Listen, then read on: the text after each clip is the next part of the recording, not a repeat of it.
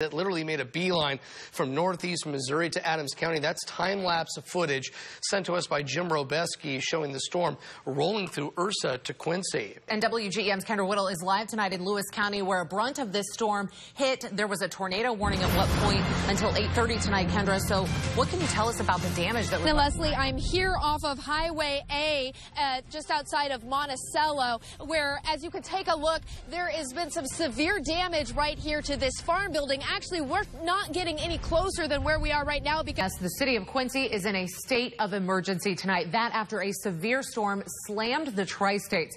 Power lines, trees, and traffic lights all down, buildings blown apart, and much of the city is in the dark tonight. Here's the latest. More than 8,000 customers, homes, and businesses are still without power tonight. Many streets also still impassable, and unfortunately now rain is on the way this evening. But there is help available. We're going to have more on that coming up.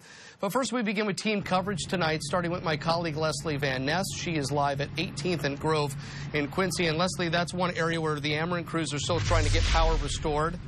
Police make an arrest after a woman was shot outside a Quincy nightclub over the weekend. Parents are reacting to a former Hannibal Elementary School principal who's on the run tonight. And get ready for dangerously cold temperatures and wind chills overnight. Good evening, everyone. Our latest blast of winter weather tops the news this evening. We have team coverage tonight. Andy Devine is out in the elements where snow started to fall earlier this evening. Yes, meteorologist Brian Inman is going to tell us what we can expect overnight. And you can see in our live shots here, snow covering the streets in Hannibal. But let's begin with Andy Devine. Andy, how are the roads right now? On WGEM News right now. I'm not outside for more than maybe 30 seconds at a time.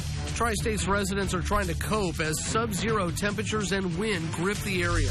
Police say two Palmyra teens took advantage of the cold weather during a rash of car break-ins. And tonight is the first school board meeting since a former Hannibal principal was arrested on drug charges. The single digits on top of a wind chill advisory. It's making it pretty miserable for some people outside tonight. Absolutely. Doctors say that if you have to be in the elements, you better bundle up because it can be downright dangerous. WGEM's Andy Devine is out there tonight in all of this and warning others who are braving these conditions as well. Andy? You're looking live right now here in Ferguson as violent protests have erupted after the Michael Brown decision. It really is a scene of total chaos, as you can see here in the picture. Good evening. Protesters have poured into the streets here in Ferguson. You can hear the gunfire right now. You can see the protesters in the streets here. If you move down the street, one building that was set afire earlier, you can see finally firefighters have made their way through. If you come back across the street, you can see a meat market here. It's been broken into. We've seen people pulling things out of the market. Now it's on fire as well. We were on the other side of this fence about 10 minutes ago. Multiple gunshots forced us back inside, and the crowd here, it's still building right now.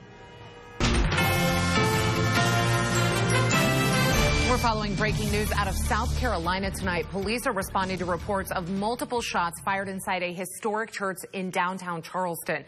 The shooting happened around 9 p.m. inside Emmanuel AME Church. Police have that area blocked off near the church as first responders loaded people onto stretchers. A lot of details aren't being released at this point. This is an ongoing, developing story. The number of injured hasn't been confirmed, but initial reports do indicate multiple people may have died. We begin first with a breaking news update out of Charleston, South Carolina. The man accused of killing 9 people in that brutal mass shooting in a historic church was in court today for a bond hearing. This as the Justice Department moves forward with its investigation and possible prosecution for hate crimes. Jay Gray has the very latest.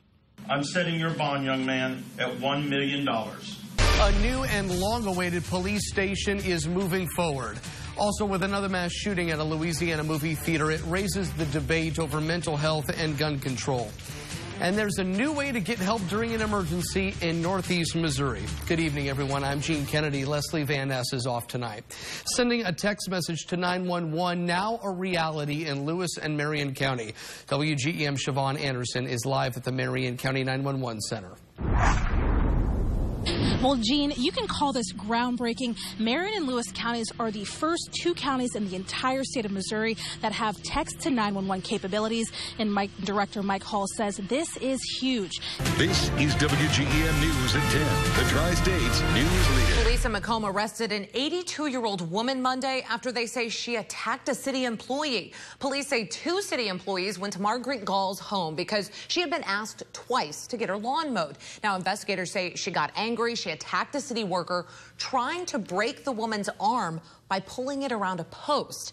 Police say Gall then threatened to cut the woman with hedge clippers. Gall was arrested and initially charged with felony aggravated battery, but the state's attorney's office has since reduced the charge to misdemeanor battery. The fireworks weren't the most memorable part of one New Mexico sheriff's deputy 4th of July patrol this weekend after a naked man drove away in his cruiser. According to officers, the man was acting very erratic and impaired. You can kind of hear it in the video here.